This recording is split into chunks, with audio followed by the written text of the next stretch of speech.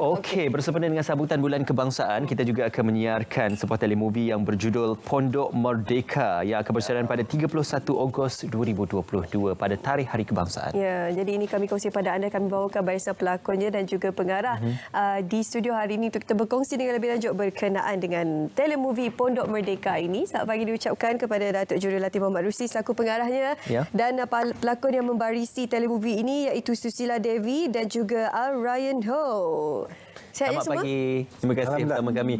Okey Datuk, kembali lagi bersama dengan kami mempromosikan kali ini telemovie berkisar tentang mungkin ada sedikit nuansa kemerdekaan Hari Kebangsaan. Jadi mungkin boleh dikongsikan sedikit sinopsis tentang Pondok Merdeka ni Datuk. Okey, selalunya bila merdeka ni cerita dia tentang perjuangan perjuangan askar ke polis ke ataupun apa sajalah yang berbentuk perjuangan yang macam tu. Tapi kali ini yang kita nak tonjolkan dalam Pondok Merdeka ni bagaimana aspirasi penduduk di sebuah apartmen ini meraihkan hari kemerdekaan itu.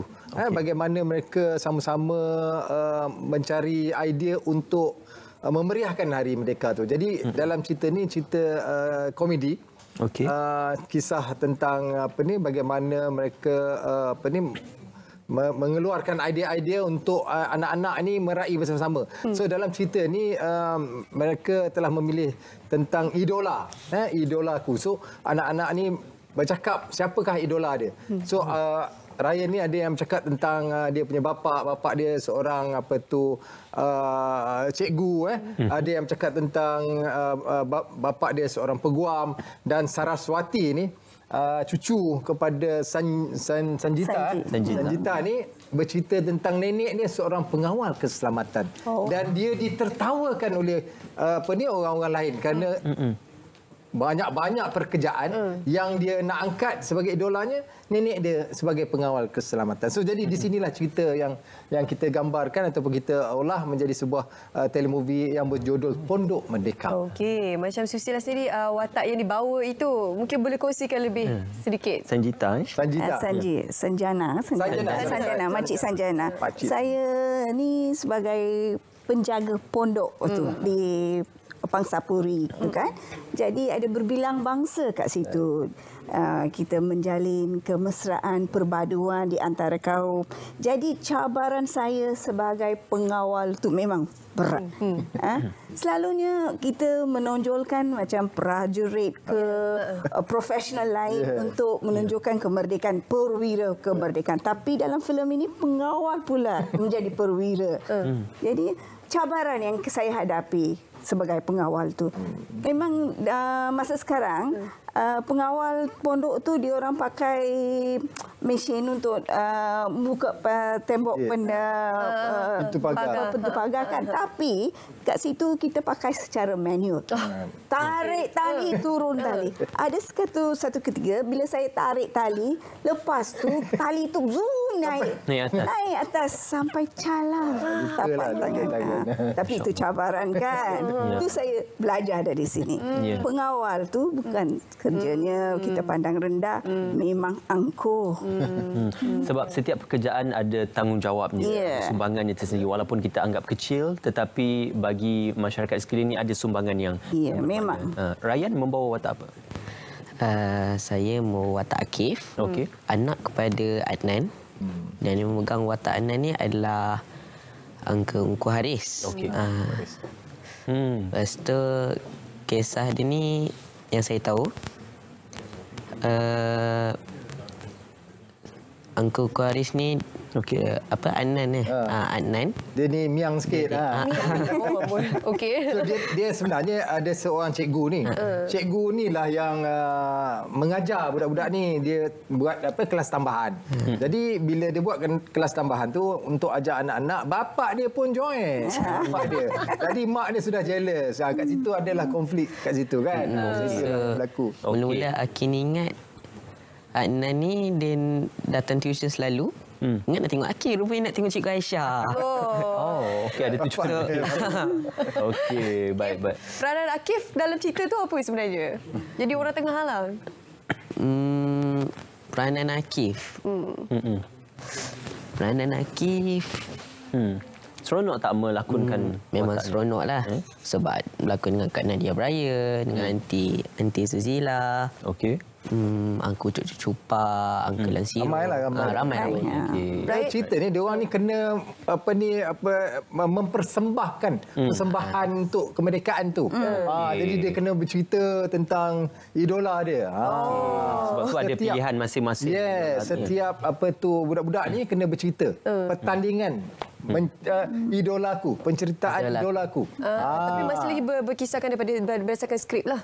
Iyalah. Cerita idolanya dalam karakter dalam cerita tu lah. Cuma Datuk yang kita nak tertanya-tanya adalah mengapa Datuk memberi fokus kepada watak perwatakan seorang pengawal keselamatan itu? Apa falsafah ataupun apa pengajaran di sebaliknya itu? Okey, macam kita cakap tadilah, setiap manusia ni ada sumbangan dia, kan? Dalam hal ni kita mengangkat seorang pengawal keselamatan dan yang penting di sini kita memperlihatkan sifat kekeluargaan itu. Maknanya nenek ni saya nak ceritalah sejarah dalam cerita ni, nenek ni dia anak dia seorang doktor. Okey. Tetapi dia jadi pengawal keselamatan. Kenapa? Bukan dia tak mampu, tapi dia ada pengalaman trauma apabila berlaku kejadian kena langgar. Yang melibatkan anak dia. Jadi dia kali ni tak nak cucu dia pun berlaku macam tu. Jadi dia nak pastikan cucu dia pergi dan balik sekolah dengan selamat apabila turun daripada bas. Jadi sebab tu dia jadi pengawal keselamatan. Bukan pasal dia nak tak ada duit, dia susah, bukan. Dia anak dia doktor. Di situlah pengorbanan seorang nenek dan yang paling penting nenek itu pengawal keselamatan yang menjaga cucunya. So jadi cucu tu menganggap nenek ni idola dia. Jadi Susila, apa antara pengajaran nilai mulia Susila pelajari sendiri apabila usai rakaman telemovie Pondok Merdeka ini? Memang banyak kan, kita berbilang kaum dalam apartmen tu. Dalam apartmen. Dalam senarai artis pun kita memang selalu mesra. Jadi bukan saja perpaduan itu terkilan di apartmen tapi di kalangan artis-artis juga. Jadi macam Tuan Director cakap tadi itu, professionalism itu bukannya besar, tapi apa yang kita sumbangkan itu yang mustahak. Bukan pasal profession tu. Itu bukan. Dan selalunya biasalah kan kita orang ingat doktor, lawyer tu yang dipandang tinggi. Tapi selalunya kita pandang rendah pondok dia penjaga pondok, tapi kemustahakaannya tahu. Yang yang kalau penjaga pondok tu tak ada, apa akan jadi dengan hara apartmen tu? Yang kita nak beritahu. Jadi ada beberapa adegan yang akan berlaku dalam sekitar. Kena tengok tu. Memang ada dia humorous. punya climax dan juga komedi ni. Komedi, habis kekeluargaan dia, kemesraan di antara penghuni Pangsapuri itu ada banyak. Bukan satu ciri aja dalam filem ini. Lokasi penggambaran dan tempoh penggambarannya itu di mana? Apartmen ni Abdullah Hukum. Okey. Sebelah ni. Belakang Mid Valley. Dalam 7-8 hari betul. Silap saya 7 hari tu saya rasa. Susah juga masa tapi memang susah sebab kita berhadapan dengan keadaan yang sebenarnya di situ kan. Sebab kita ada penghuni juga biasanya kan. Nak rakam lagi. Alhamdulillah Persatuan Penduduk tu bagi kerjasama yang baik. So sepanjang perjalanan tu mereka bantu semualah memudahkan urusan kita. Okey. Ryan, kongsi pengalaman manis waktu rakaman Pondok. Pengalaman manis, sebenarnya saya suka kacau Uncle Cucu Cupak sebab dia di sini melatah. So saya tak kali penggambaran dengan dia mesti saya ada kacau je dia. Itu pengalaman manis lah. Itu pengalaman manis memang seronok lah. Dengan sahabat-sahabat pelakon yang lain? Kawan yang lain? Sama juga saya. Tapi orang saya memang suka ngacau orang. Ya. Apa-apa macam ada scene dengan Uncle Cucu Cupak tak? Together dalam satu scene. Tak silap saya tak ada. Dia ngusik sebelum start recording lah ni. Amboi. Di Suzila ada lah. Tapi ini juga keluar van. Ini juga Datuk membawa kepada kita kata latar tempat dia di sekolah dan juga di masyarakat, kawasan masyarakat tersebut. Jadi apakah pentingnya untuk kita melihat sekolah itu dijadikan satu latar fokus tempat untuk kita mendidik anak-anak kecil ini supaya berfikiran terbuka, menghargai dan menghargai setiap komponen masyarakat masyarakat yang ada? Okey, dalam cerita ni memanglah seperti yang Aunty cakap tadi, kita melibatkan semua kaum, Melayu, Cina, India, dan komuniti di apartmen ni adalah majoritinya di Kuala Lumpur ni semua kebanyakan tinggal di flat-flat macam tu kan. Jadi apa yang kita nak bagi tahu bahawa hubungan baik antara kaum dan keakraban itu menghasilkan satu program kemerdekaan yang sangat memberi kesan. Dalam cerita ni Pondok Merdeka ni, bila kita tengok apa yang berlaku, bagaimana kita mendidik anak-anak kita untuk sama-sama menyemarakkan sempena merdeka. Jadi saya kira latar dan suasana jalan cerita yang simple, mudah difahami dengan komedi, mungkinlah akan memberi satu kebaikanlah kepada masyarakat di luar sana dan terus menyokong industri kreatif tempatan. Okey, jadi Susila mungkin boleh kongsikan antara 3 perkara menarik kenapa mereka di luar sana perlu menonton Pondok Merdeka ini. Pertama, macam saya kata tadi, itu professionalism dia. Kita harus pandang tinggi kepada seorang penjaga atau pengawal tu. Kita dalam negara kita ada banyak orang asing yang buat kerja tu. Kita harus hormati mereka. Yang kedua, perjalanan mesra di antara perkauman. Antara kaum. Macam ikut tema tahun kemerdekaan tahun ini kan. Keluarga Malaysia bersatu teguh. Ini memupuk semangat perpaduan tu. Bah kata pepatah, bersatu kita teguh, bercerai kita roboh. Perpaduan di situ memang terkilan mesra. Macam suasana merdeka memang ada. Jadi perlu tonton movie ini. Okey, Ryan, mungkin ini adalah kesempatan untuk mengajak sahabat-sahabat ataupun peminat-peminat Ryan sendiri untuk menonton Pondok Merdeka. Saya memang berharap sangat untuk orang tengok cerita telefilm Pondok Merdeka. Ya. Sebab telefilm Pondok Merdeka ni memang best. Lepas tu dia cerita kisah pasal merdeka semua kan. Itu je saya berharapkan.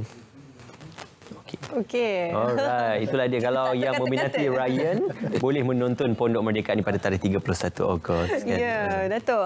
Saya rasa ini kesempatan sesuai untuk Dato'. War-warkan kepada penonton Selamat Pagi Malaysia pada pagi ini. Apa keistimewaan Pondok Merdeka ni dan kenapa mereka perlu tonton telemovie ini?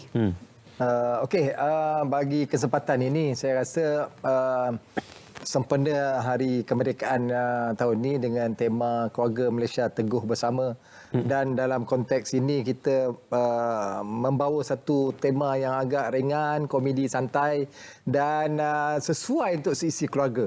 Jadi saya mengharapkan ramai-ramailah kita menonton pada 31 hari bulan Ogos pukul 9 malam di TV1. Teman setia anda.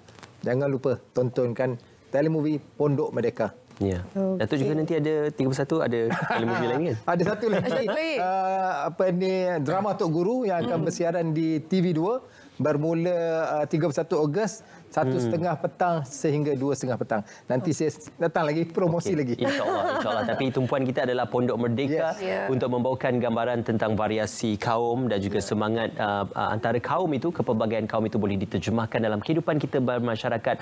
Walaupun sekecil-kecil fokus dan juga sekecil-kecil pekerjaan itu kita boleh anggap ia sebagai bermakna dan juga memberikan impak kepada masyarakat. Ya, betul. Sebab kerana kita tidak ada di kedudukan mereka itu, tidak faham sebenarnya pengorbanan mereka. Jadi diharapkan telemovie Pondok Merdeka ini dapat memberikan satu pencerahan pada anda bagaimana kepayahan, cabaran yang perlu dilalui oleh seorang pengawal di mana-mana lokasi sekalipun, supaya kita lebih rasa menghormati, dan ini akan menterjemahkan konsep keluarga Malaysia itu. Terima kasih kepada Datuk Juri, terima kasih kepada Susila dan juga Ryan bersama kita hari untuk berkongsi berkenaan telemovie Pondok Merdeka.